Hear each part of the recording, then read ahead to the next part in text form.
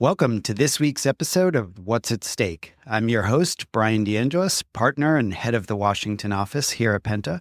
And I'm Ylan, managing director at Penta.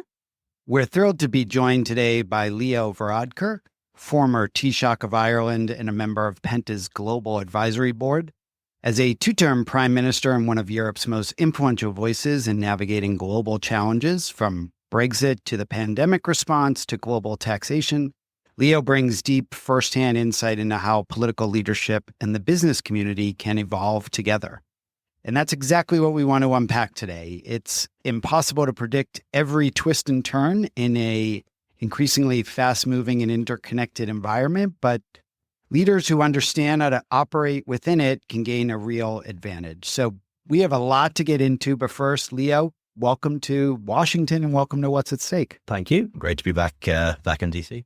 Yeah, it's great to have you, and it's great to have you on the team here at Penta. I want to start with probably the most interesting question, but you've actually worked with Donald Trump, and we'll call it negotiated with Donald Trump, but in your role, you had that opportunity, and I think a lot of folks are interested in, as we're trying to figure out where Trump's going with a lot of his agenda and how to best deal with him. You've had such a unique vantage point. So tell us, how did you approach your meetings with President Trump, and what can we learn from that? Yeah, so I worked with President Trump during his first term. Would have had 3 meetings in the Oval and welcomed him to Ireland when he came to visit. Yes. It was different in the first term, quite frankly. He didn't have the popular mandate that he has now in terms of winning the popular vote. There definitely were more constraints from the courts and from Congress. The checks and balances were stronger and working better at the time. And I don't think they were as prepared for office, or the agenda was as clear back then as it is now. So really, my main objectives at the time, particularly during Brexit, was to avoid him acting against Ireland, because even then, President Trump and his people were hostile to the European Union, were more favourable to the UK, wanted to make sure that he didn't do anything negative to disrupt those negotiations, and in fairness, he didn't. And then also really tried to stay out of his crosshairs in terms of tax and trade. And even back then, he had an interest in the fact that there were so many US companies booking so many profits in Ireland. But as I said to him at the time, and it's something he even says now, Ireland was very smart in how it attracted investment to the US. And it's often anomalies and loopholes in American laws that allow companies to avoid some of their taxation rather than in Irish and European laws. But I think this administration is different. It's definitely more aggressive. They came into office with a very, very clear purpose. I think they're going to try and get as much done as quickly as possible, certainly in advance of the midterm elections. And I think the pace of change and the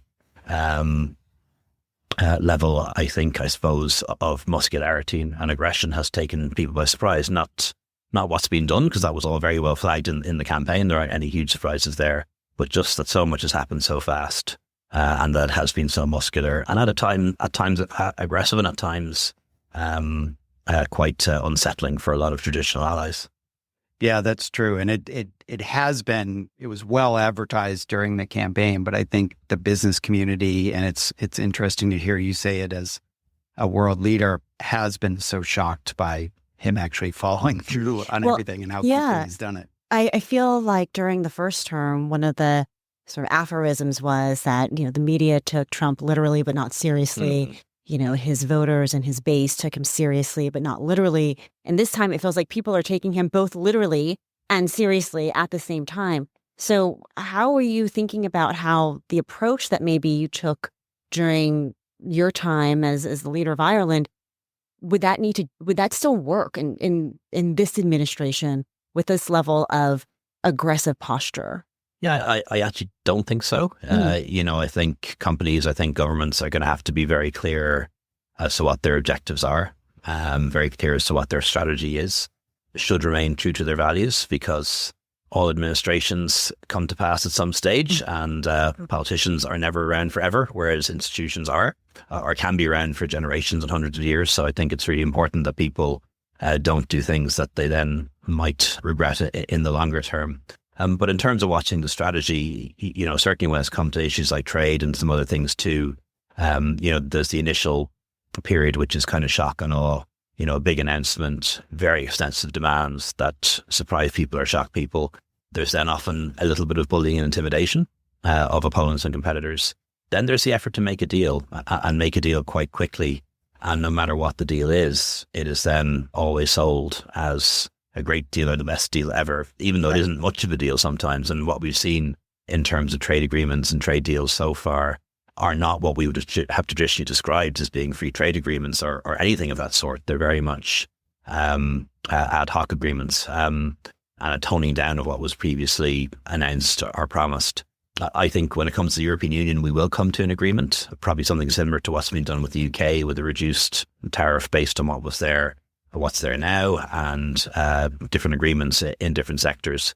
I think the real difficulty for us, though, and other trading partners and for companies is just the degree of uncertainty. There's no assurance that an agreement made in July couldn't be changed then in December or January, and that makes it very difficult for governments to plan, very difficult for businesses to plan. And I think for a lot of companies operating internationally, they'll be looking at other markets where there's just greater stability and greater predictability around tax, around tariffs, around regulations. And I'm curious, do you see Europe presenting itself to the business community as the solution there, that this is a place of maybe more stability, or is that going to be competitive between Europe, Asia, US? I think for a lot of people in Europe, it's both a shock and an opportunity, a wake-up call for us to really make strategic autonomy a policy, not just an aspiration. So being more responsible for our own defence, and that's one of the criticisms that Trump has been correct about, quite frankly, that the EU has been willing to shelter under the umbrella of American defence. But in return for that, Europe has been willing to follow the US on international policy and foreign policy matters. And that's going to be much less so the case as we take responsibility for our own defence. So I think it, in the medium term, leads to diminished influence of the US in the world, not greater influence. That will take time, I think, to become apparent. I think the European Union will double down on free trade, has really good free trade agreements with Japan, South Korea, Canada, Mexico, strengthening the one we have with the UK, one ready to be ratified with the Mercosur countries in South America. So I think there will be a doubling down in free trade, and there will be an effort by the European Union to become more competitive, because we've sort of allowed the US and China to outpace us economically for too long. Europe's good at saying that. It's not necessarily brilliant at doing it, but I think there'll be a greater willingness to do so. So I think that is going to be a significant change, and perhaps a permanent change in relationships. One of the things that is talked about a lot here recently is you might have seen some headlines on it. They call it the taco trade, right? Yes. Trump always chickens out, and there's I'm listening. not sure it's always true, but well, that's kind of where my question is going, because I think you raise a good point. It's so unpredictable. Europe and other regions of the world do have to think about, how do we operate and stand up on our own without overly relying on the U.S. But at the same time, it seems like companies, industries, and maybe even governments are figuring out this is Trump's kind of playbook. And if you work with him long enough, you're going to get to a spot where it looks like a lot of wins for him, but it's really right back to where we were, in some of the trade. Well, I think, our best guess is that the policy is to have some level of permanent tariff, that there will be, a price to enter and take part in the US market, and there will be a new permanent tariff, and then there will be other agreements then on the side in different industries. So I don't see a return to the way it was before, where we had very low tariffs and effective free trade with America, and that of course has consequences as to where people invest and the markets people target. I'm kind of curious now, though, from you, because you would deal with businesses here in the US more than I would. What's their approach, or what are their fears? Are they thinking of greater investments in the US, or are they thinking of strengthening their bases in other parts of the world, particularly in Europe, where there's more reliability around what the rules of trade are? A little bit of all of the above. It's been interesting to watch a number of industries first immediately after the election, almost a sigh of relief, where they felt Biden went probably too far on regulations. They expected almost like a Trump 1.0 presidency. This will be a more pro-business kind of administration. The populist side of Trump is way different in Trump 2.0. And to your earlier points, he understands the power of government. He feels like he has a mandate. So he's not operating with this old Republican Party that he's negotiating with. He's operating with his MAGA party now. And so has still gone after industries. And that sigh of relief quickly went away as they felt like they were now a target. There was a lot of confusion of, do we engage? Do we sort of keep our heads down? And I think as we've moved into this year, you've seen a lot more, okay, we have to get out there and tell our story. We have to think about, yes, our supply chains, and it's less about pulling out of this place or that place because Trump doesn't like it, but more, how do we have that stability over the next 5, 10, 20 years? And how do we keep working with partners in Europe and Asia without alienating this administration? So it's a lot of, I think, great comms work where, they are wrapping it in different ways to keep Trump happy while at the same time they've got a plan for their future. Yeah, and I feel that a lot of companies, back in 2017 when Trump first took office, it was unheard of for the president to attack a company by name publicly in a tweet. And now that is Tuesday, right? So I think that companies are more accustomed to that direct response from the president. And so there is a need and a desire to have a crisis plan and always be ready for when the crisis might hit, because you never know when that tweet or when that Truth Social is going to come. Have contingency. Have the contingency plan. But also there's now a recognition that you can make it through that news cycle. If you react, sometimes the cover up is worse than the lie, right? Sometimes the reaction can extend the length of the news cycle and extend or amplify what was perhaps a damaging piece of information or a damaging comment to begin with. And so I think that we're starting to see companies understand that if you have that sort of steady engagement and steady response, you stay true to your values, you stay true to your operating principles, then you can make it through the news cycle, because the media is moving so fast and they're constantly being pulled in a new direction. There's constantly a new headline. And so the spotlight is going to move on. Is there any evidence that he's actually been able to do harm to companies that have been called out?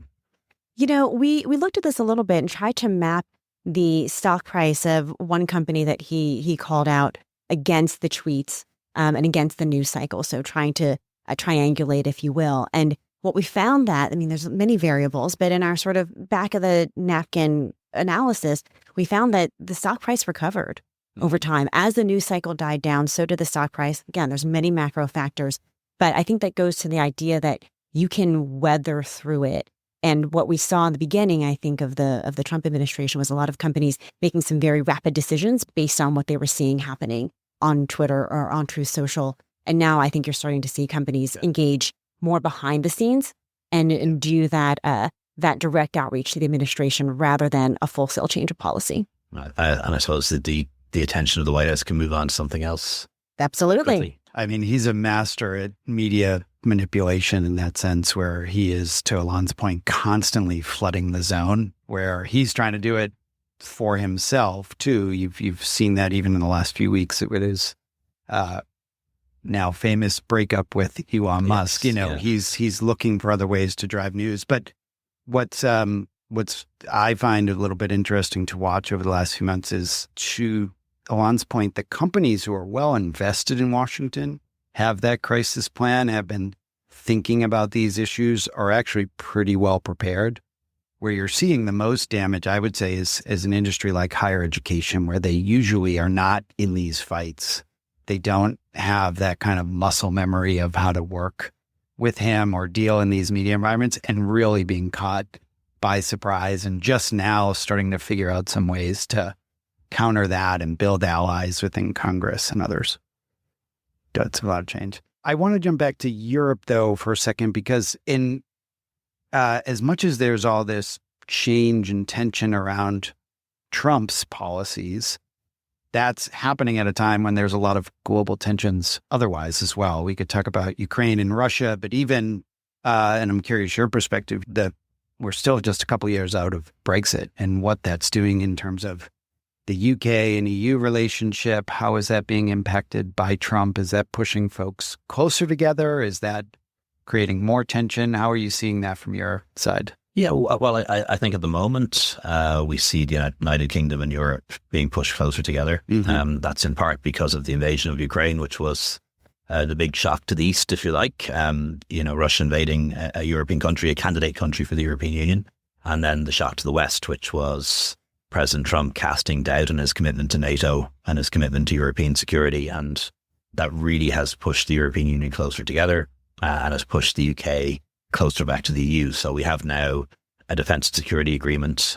We have some agreements that have been put in place on rules around food standards and veterinary standards, which will ease trade between the EU and the UK, and also the outline of some changes around energy, reintegrating the UK into the European energy market, and then also around passport controls and possibly youth mobility, allowing a certain degree of limited free movement among young people again. So that's definitely the UK moving closer to the EU. And what I could see over the next number of years is more and more agreements like that in other areas being layered on top of what's been done. So it's a little bit like Switzerland, which is not in the European Union, but has maybe 100 different agreements with the European Union in different areas. So at the moment, it's a closer relationship. But again, because of the volatility in British politics, and it isn't just America where there's volatility and fragmentation and polarization in politics that's happening all over the democratic world, it's very unclear which way the UK will go in 4 years' time when they have elections again. So in opinion polls, British people want to rejoin Europe. They want to get, they believe that Brexit was a mistake, but the party leading in the polls, albeit only on around 30%, is the party of Nigel Farage, which instigated Brexit, really. So it's very hard to know where things will go in the UK in the medium term. For the first time in a long time, again, there's majority polling in Scotland for independence. And then there's the question of where Northern Ireland ends up in terms of unification with the Republic. So there's a lot of uncertainties there. And I think that does create a big worry for business. If you're making 1-year decisions or 2-year decisions, that's fine. Right. It's pretty clear that the relationship between the UK and the EU is going to be pretty good for the next couple of years. But come the next UK elections, who knows? And that's something that I think has to be factored in as a risk. Talking about elections, we have seen, what's playing out in America, playing out throughout the globe. As you mentioned, there were a lot of elections, the year of elections, I think last year, right? And one of those big issues, particularly here, but I think it's playing out across the globe and would love your perspective, is around social issues, especially ESG, DEI. We're seeing, not necessarily a retreat, but certainly a much lower volume of companies engaging on those issues, still doing the work, I think, behind the scenes, but not being as vocal about it. And maybe a recalibration. Yes. And it seems that way. We're seeing a lot of that in Europe and elsewhere too. But tell us, what are you seeing in that front? I think there are policy trends and there are policy fashions. And a few years ago, everyone wanted to talk about corporate social responsibility, right, and DEI and ESG. And, because of the changes that have happened in America and perhaps elsewhere, they're less in vogue. I think there are examples maybe of some excesses as well that annoyed people, particularly where there were very strict numerical targets and so on that companies had to meet. And that made other people, often people in the majority, feel that they were being discriminated against. Right. And that's when things can backfire. Certainly in the European Union, what happens in America is always the background music, and it does have an influence to what happens in the UK and in Europe. But I don't see companies pulling back hugely on their on their inclusion and equality programs. I think maybe they're just being rebranded. They're not being advertised as much. But most companies, still conclude that having decent gender balance around the boardroom in senior positions is good for the company, and its performance better represents their customer base. And the same thing goes for wider and other forms of diversity, whether it's racial diversity or inclusion of people with disabilities or LGBT people, particularly when it's hard to get staff and hard to get talent. I think most companies see that that's their advantage. They just mightn't make as big a deal of it, perhaps, as they did, because they don't want to, attract the ire of opponents or right-wing politicians. On the environment, I'm probably a little bit less optimistic. Governments and companies set very ambitious targets in terms of what could be achieved in terms of net zero and climate action that we probably all knew were unrealistic, but went for a stretch target because if you make the target hard enough, you'll probably get closer to it. And I think there's definitely a pullback on that. But I hope it's a pullback towards realistic targets and that will still take action and not that climate action gets paused because, it is very real. And while there's, I think, still high levels of climate skepticism, climate denial in the US, that's not really the case in the rest of the world. Certainly not in Europe, in Australia, in China. People can see that the world is getting warmer, that it was warmer than it was when they were kids. They can see the increase in extreme weather events. And they can also see that there are huge potential economic opportunities in things like renewable energy and nuclear and not being dependent on fossil fuels. And I hope those investments will continue, even if the very ambitious targets that were there a few years ago are not being adhered to. One of the things that we talk about with clients is this concept of political durability, especially when it comes to reputation. In other words, making sure that your public posture and your public statements can withstand a Republican or a Democratic administration or whatever else might come in between that. What does that political durability look like to you? You mentioned the importance of authenticity and of staying true to your values and principles earlier in our conversation. How do you recommend that companies approach that? Yeah, look, that's difficult. It depends on the company, depends on what they're doing, depends on their objectives, and depends on where they operate. One thing that I think is very evident now is that elections really do matter. When elections happen, it can result in very big shifts in policy. That was sort of less so the case maybe 10 or 20 years ago when there was more consensus and political parties and political leaders were aggregating around the centre. And now they much more want to be able to say that if you vote for me, big things and big changes will happen. So that makes them more difficult for companies. So, I think you need to have contingency plans. You need to look around the corner, get the information about what might happen. Have plan A, have plan B, have plan C. I do think DFG. And I do think taking the longer term view does matter. Governments can change. They can also change back again. We see in Poland where there's, a more liberal centrist government again after 9 years of a populist one. We've had in the Netherlands a government for about a year that was led by a populist right-wing party that has now pulled out. And looks like they might have a left-green liberal government again. So you definitely have to prepare for that kind of volatility. It's not that the pendulum can't swing back again. It can. And I think that's a difficult environment, I think, in which for companies to operate. So it is important to know your objectives, have your strategy, stay true to long-term values, and have lots of different contingency plans, much more so than might have been the case in the past. Yeah, it's amazing. It feels like just a few years ago we were talking about Democrats winning the presidency forever, Republicans holding the House forever. Now we're switching every 2 years, and it's going to be whiplash. Yeah, but I'm sort of kind of fascinated by American politics, though. And people talk about how the map has changed. But if you look at it in 25-year cycles, like the map always changes. It always changes. We were talking about this a little bit at dinner. Yeah, you look at that Bill Clinton 1992 electoral map, and it would be very foreign. Or California once solidly Republican, and in the era of Nixon, Reagan, which isn't ancient history. Yeah. Well, let's wrap up. I want to wrap up maybe with a fun one, but you've moved on to a new chapter of your life post your time as prime minister. What's been the biggest change since you've come out of public life? It is very different because, I think as a politician or a political leader, the more control and influence you have over other people's lives, the less you have over your own. So it's great to be in control of my own time again. I'm not missing going to functions 6 nights a week. A few nights a month is actually enjoyable. 6 nights a week really wasn't. Certainly not after 13 years in government. Yeah. But the other thing as well is being able to speak more freely and being able to speak my mind because, when you lead a government, when you lead a party, you always have to bear in mind how your words are going to be heard by your coalition, by your party, by your constituents. how they might be interpreted by the media, and how they land with the public. And I think President Trump has a great freedom not to be bothered by those things, but they really bothered me. And I used to kind of be careful. I became increasingly careful about what I would say and how I would say it. And it's nice again to be able to be a bit frank again, and to be much more clearer in my analysis and what I want to say, and also to be able to take the chance of being wrong and not having to caveat everything you say.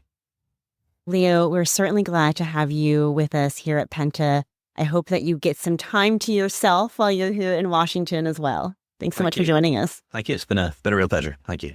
And to our listeners, please remember to like and subscribe wherever you listen to your podcast, and to follow us on Twitter at PentaGRP and on LinkedIn at Penta Group.